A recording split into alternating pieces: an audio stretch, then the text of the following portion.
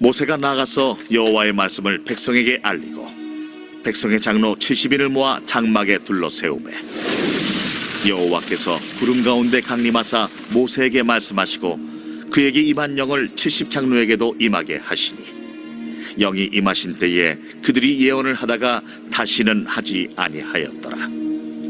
그 기명된 자 중 엘다시라 하는 자와 메다시라 하는 자 두 사람이 진영에 머물고 장막에 나아가지 아니하였으나 그들에게도 영이 임하였으므로 진영에서 예언한지라.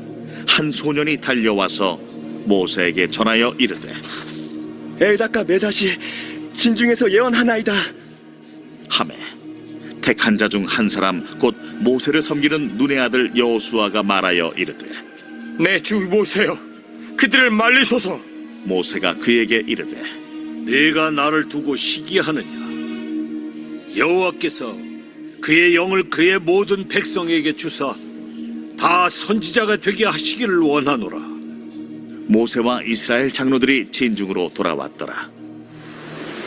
바람이 여호와에게서 나와 바다에서부터 메추라기를 몰아 진영 곁 이쪽 저쪽 곧 진영 사방으로 각기 하루길 되는 지면 위 2규빗쯤에 내리게 한지라.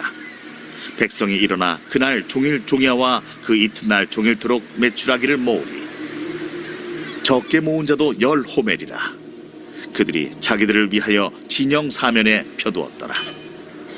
고기가 아직 이 사이에 있어 씹히기 전에 여호와께서 백성에게 대하여 진노하사 심히 큰 재앙으로 치셨으므로 그곳 이름을 기브롯 핫다아와라 불렀으니 욕심을 낸 백성을 거기 장사함이었더라.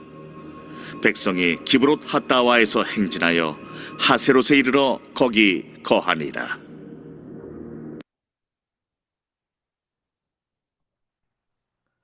네, 오늘 본문 말씀은 70장로들에게 성령님의 임재와 또 욕심을 부린 이스라엘 백성들에게 심판이 임하는 두 가지 사건이 나오고 있습니다. 이스라엘 백성들은 고기를 먹고 싶다고 원망했습니다. 불평했습니다. 모세는 이러한 문제를 가지고 하나님 앞에 나아가며 자신의 연약함을 기도하였습니다. 하나님께서 불쌍히 여겨주셨습니다. 모세의 짐을 덜어주셨습니다. 장로 70명을 선택해서 동역자로 세우라고 하셨습니다. 모세가 70장로를 세웠습니다. 성막에 모였습니다. 하나님께서 임재하여 주셨습니다. 성령 하나님을 70장로들에게 부어 주셨습니다. 성령 하나님의 임재가 증거되도록 장로님들이 예언을 하는 이러한 일이 일어나게 되었습니다. 예언을 하였다라는 것은 성령님이 그 안에 확실하게 임재하셨다라는 것을 나타내는 것이죠. 그런데 그 중에서 2명이 장로님들의 그 모임에 나오지 못한 것입니다. 그 이유를 우리는 알 수 없습니다. 그러나 부정적인 이러한 의도에서 불참한 것은 아닙니다. 왜냐하면 그 나머지 2명 집에 있는데 그들에게도 성령님께서 임재하셨기 때문이죠. 가정사나 또 개인적인 문제로 인해서 그 2명이 장로님들의 모임에 참석을 하지 못한 것입니다. 그렇기 때문에 성령 하나님께서 그들에게 임재하여 주신 것이죠. 이런 것을 볼 때 성령 하나님이 임재하시는 것은 하나님의 주권에 있다라는 것을 알 수 있습니다. 모세가 성령 하나님을 장로들에게 준 것이 아닙니다. 모세가 없는 장소에도 성령 하나님이 임재하셔서 그들에게 예언의 그런 현상을 주신 것입니다. 하나님께서 성령 하나님을 주시는 분임을 우리는 이 사건을 통해서 잘 알 수가 있는 것이죠. 또한 이 하나님의 역사는 정말 전지전능하십니다. 장소를 초월하여서 성령 하나님이 장로님들에게 임재하신 것이죠. 하나님의 능력을 우리는 또한 볼 수가 있습니다. 한 소년이 모세에게 소식을 전해 주었습니다. 그 모임에 참석하지 않은 두 명의 장로님들이 성령님이 임재가 임했고 예언을 하고 있다는 소식을 전해 주었습니다. 이때 눈의 아들 여호수아가 시기하는 마음이 들었습니다. 모세에게 그 두 명의 장로들의 예언을 멈추게 해야 된다라고 제안하였습니다. 어, 이러한 눈의 아들 여호수아의 시기심에 모세가 대답을 합니다. 책망을 하였습니다. 29절에 보면 모세가 그에게 이르되 네가 나를 두고 시기하느냐 여호와께서 그의 영을 그의 모든 백성에게 주사 다 선지자가 되게 하시기를 원하노라라고 하였습니다. 이 모세는 하나님의 주권을 인정하는 자였습니다. 자신의 그런 권력이 연약해지고 자신이 설 자리가 없어지는 이런 것을 걱정하지 않았습니다. 하나님의 주권과 계획을 신뢰하였습니다. 하나님께서 그가 원하시는 자에게 성령 주시는 것을 신뢰하였고 받아들인 것입니다. 또한 그렇게 함으로써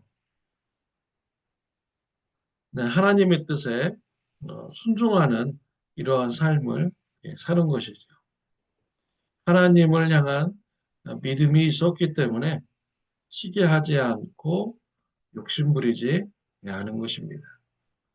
성령 하나님을 따라 사는 삶을 살았더니 욕심부리지 않고 시기하지 않는 이러한 사람이 된 것입니다. 오늘 본문에 보면 욕심을 가져서 심판을 받는 이러한 사람들이 나오고 있죠. 하나님께서 고기를 먹지 못해서 불평했던 이러한 자들에게 메추라기를 내려주십니다. 하나님께서는 그들에게 한 달 동안 질리도록 고기를 먹여주신다라고 말씀을 하셨습니다. 그 말씀대로 이루셨습니다. 메추라기 새들을 이스라엘 진영에 가득 세우셨습니다. 이스라엘 백성들이 어떻게 반응했습니까? 32절에 보면 백성이 일어나 그날 종일 종야와 그 이튿날 종일토록 메추라기를 모으니 적은 자도 10후멜이라 그들이 자기들을 위하여 진영 사면에 펴두었더라 라고 했습니다. 이스라엘 백성들은 메추라기를 잡았습니다. 그런데 너무나도 상상을 초월할 정도로 많은 욕심을 부리면서 메추라기를 취하했습니다. 그렇게 욕심 부릴 이유가 없는 것이죠. 왜냐하면 하나님께서 한 달 동안 고기가 질리도록 먹여주신다라고 말씀을 하셨습니다. 욕심 부릴 이유가 없는 것입니다. 그런데 욕심을 부린 것이죠. 욕심의 정도가 너무나도 지나쳤습니다. 아무리 메추기를 못 잡은 사람도 10후멜을 모았다라고 말하고 있잖아요. 10후멜, 미국식 파운드로 계산하니까 4,800파운드입니다. 그리고 무게로 계산을 하면은 2톤입니다. 아무리 적게 모은 사람이 이렇게 모았다라는 거예요. 저와 여러분들이 고기를 먹으면 몇 파운드 드십니까? 적게 드시는 분들은 1파운드 조금 못 드시죠. 많이 먹어도 2파운드, 3파운드 이렇게 먹겠죠. 그런데 4,800파운드를 모았다라는 거예요. 가족들이 하루 종일 고기를 먹는다고 해도 몇 파운드 먹겠습니까? 뭐 10파운드, 20파운드 먹겠습니까? 하나님께서 한 달 동안 주신다고 하셨잖아요. 그런데 하루 사이에 4,800파운드를 먹기 위해서 모았다라는 거예요. 그들의 욕심이 얼마나 심각한지를 나타내주고 있는 것입니다. 우리 트럭이 한 대가 1톤입니다. 거기 까딱 실어야 1톤이에요. 근데 2톤의 고기를 그들이 모았다라는 거예요. 트럭 2대의 양을 모았다라는 것입니다. 아이고, 정말 너무나도 심각한 욕심을 부린 것입니다. 하나님께서 기뻐하지 않으셨습니다. 심판을 하셨습니다. 그들의 생명을 거두어 가셨죠. 그들은 고기를 먹지 못해서 원망하고 불평했습니다.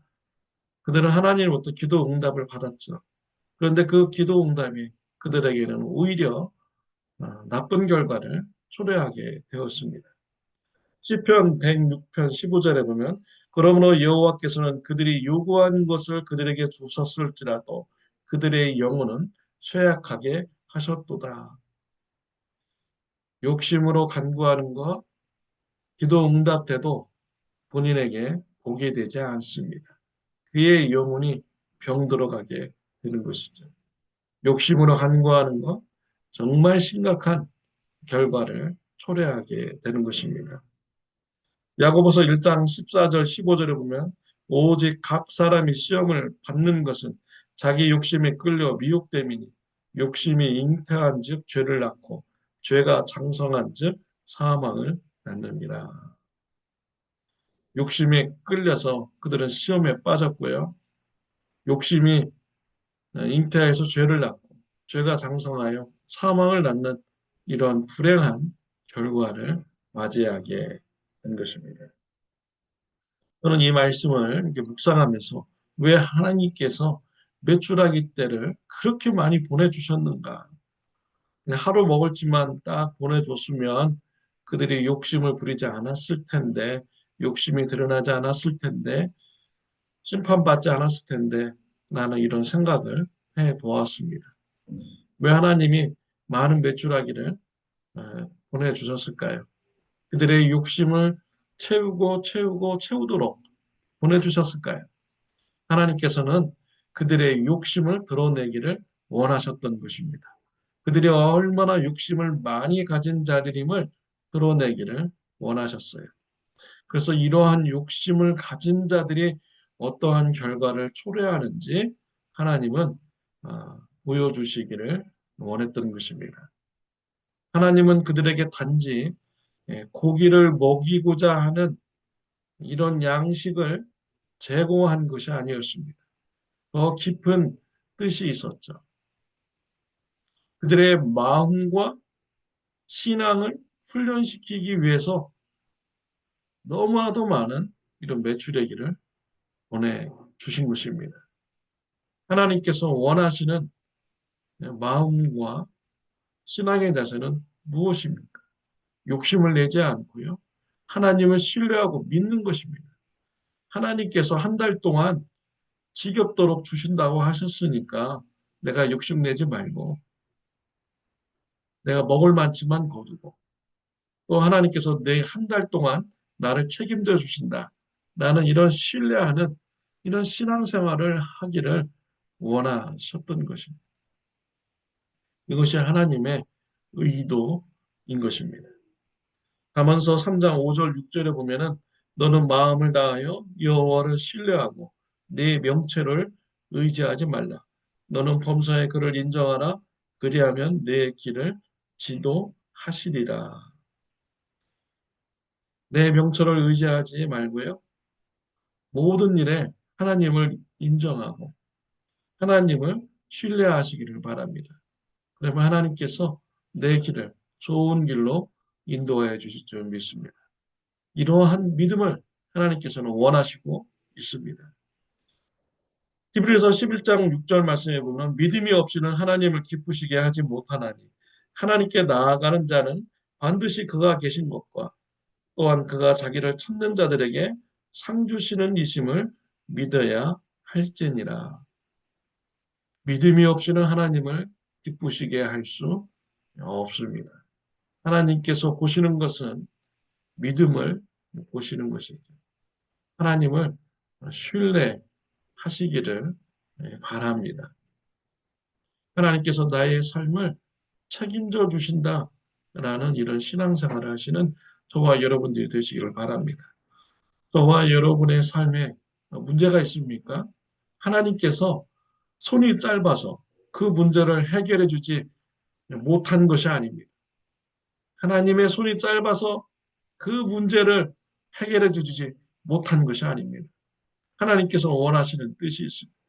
그 사건을 통하여서 그 문제를 통해서 우리의 마음을 우리의 신앙을 연단시키고 성장시키기를 원하십니다.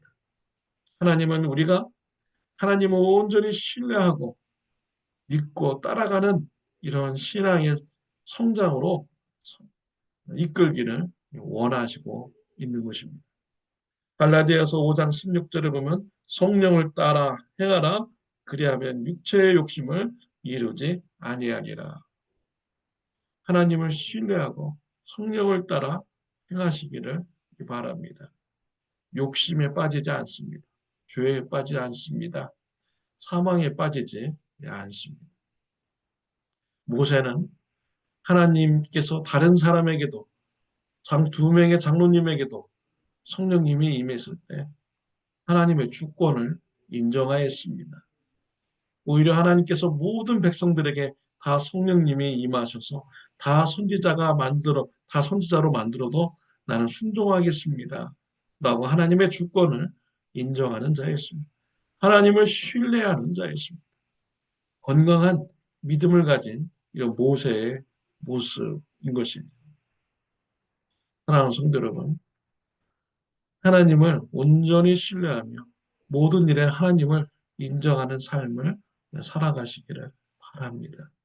하나님께서 원하시는 신앙의 모습으로 성장하는 저와 여러분들이 되시기를 바랍니다. 기도드리겠습니다. 하나님 아버지 감사합니다. 하나님께서는 우리의 마음의 중심을 보시며 우리의 믿음을 보시는 분이십니다. 믿음이 없이는 하나님을 기쁘시게 할 수 없음을 같이 나누게 해주시니 감사합니다. 우리가 믿음을 가짐으로써 하나님을 기쁘게 하는 자가 되게 하여 주옵소서. 하나님께서 원하시는 믿음의 성장까지 나아가는 자가 되게 하여 주옵소서.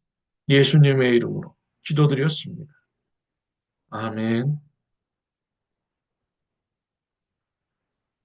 오늘 하루도 믿음의 하루가 되시기를 바랍니다.